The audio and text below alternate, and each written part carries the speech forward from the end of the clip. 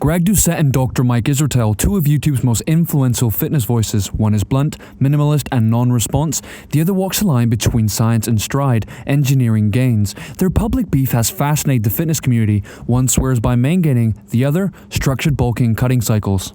So, who's right, and why did they clash? My name is Andrew Shattuck and I'm a graduated sports scientist, and today we'll be deep diving into the beef between Greg Doucette and Dr. Mike to see who's closer to the truth and who's out in the wrong. Before we get into the drama, let's talk about who these people actually are, because both Greg Doucette and Dr. Mike didn't just pop out of nowhere. They earned their reputation very differently.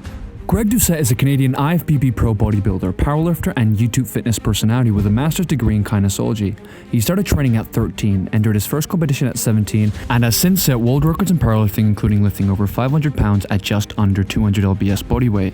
But what made Greg go viral wasn't just lifting, it was his voice, like literally. High-pitched, fast-talking, brutally honest, and he's known for calling out fake naturals, roasting unrealistic diet advice, and screaming, "Harder than last time!" How many of you think are actually training too hard? Work harder than last time, need to train hard. I don't want to train hard because I'm natural. As an excuse not to train hard. Not train properly. Not put effort in the gym. If you're natural, you have to train hard to build muscle. Don't train hard for train hard. Hard. How hard? Harder than last time. Around 2018, he began consistently posting on YouTube. His content, part reaction, part coaching, part rant, struck a nerve. He became the go-to guy to talk about steroids, cutting cycles, low-calorie cooking, and training advice that didn't BS you. And now, he's got over 1.8 million subscribers, a cookbook empire, and a massive audience of natural and enhanced lifters who trust his no-nonsense tone. And on the other hand, we have Dr. Mike Israetel, the co-founder of Renaissance Periodization and one of the most respected evidence-based educators in fitness. Mike holds a PhD in sports physiology from Temple University. He's taught university-level exercise science, coached elite athletes in bodybuilding, powerlifting, and Brazilian Jiu-Jitsu, and was even a competitive bodybuilder himself. His rise came through education-first content, detailed lectures on hypertrophy, fatigue management, and volume landmarks and periodization. In the early 2010s, RP took off by creating structured, research-backed training programs. No gimmicks, just science meets results. Mike stood out by combining elite academic credentials with practical coaching, plus a dry, sarcastic humor that made long videos actually entertaining.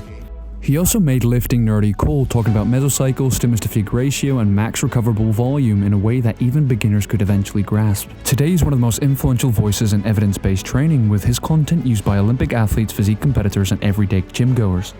Now that we know who these guys are, let's talk about the beef.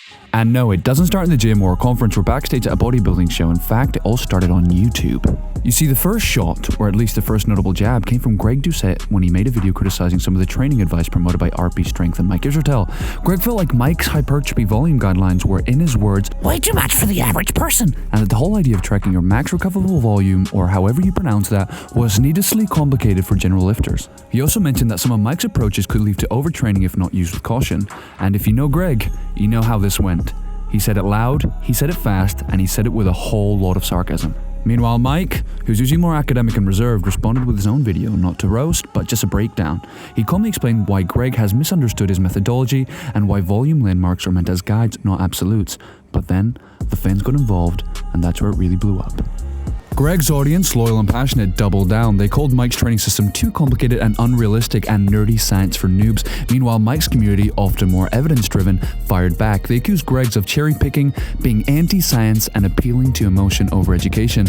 Reddit threads popped up, reaction videos followed, and suddenly, what started as a disagreement on training volume turned into a full-on ideological crash.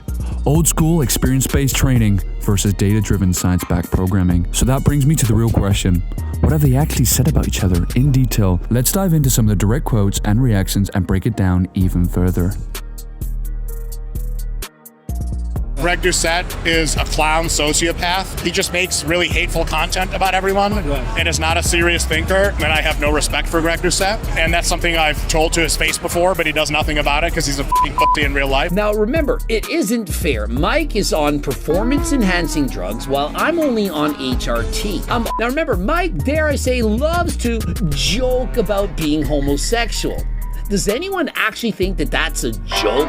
Greg Doucette, who is a two-faced, lying sociopath sucker. If I see him in real life, I might take something from him medical science can't.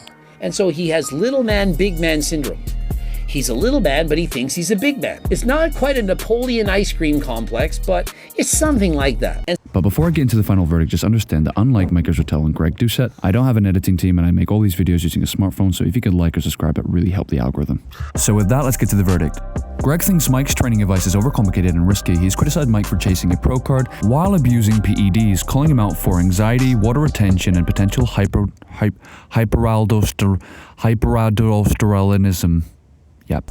He said things like, "Why are you chasing a pro card? You don't need it. Stick to coaching." He's worried that Mike's pushing average people into unnecessary health risk. On the other hand, Mike believes that Greg dismisses scientifically grounded volume models and considers deeper programming models as bro science. Mike says Greg confuses simplicity for university, labeling his approach overly reactive. And then, in March 2025, the two sat down and appeared to bury the hatchet. They acknowledged Greg's approach is perfectly valid for natural lifters seeking consistency, and Mike is ideal for advanced athletes needing volume peaking. Both agreed afterwards that context really does matter. So who's right and who's wrong? Both. Because they're talking about different goals. I mean, come on guys, Greg's Maingaining method is excellent for steady muscle gain and low fat stress, a reliable beginner-friendly way. But Mike's bulk and cut cycles pack the most hypertrophy into a block, but require the most planning and discipline. Muscle protein growth needs volume, and sometimes a surplus, but too much complexity can kill consistency. Greg gives you simplicity, Mike gives you optimization. The bottom line is choose based on your goal, lean consistency or hypertrophic peak. You don't need to pick a side. I respond to all my comments and I'm happy to give an opinion on both sides freely in the comment section, and if you could just smash that like button before you go, it would make 2 days of hard work and research worth it.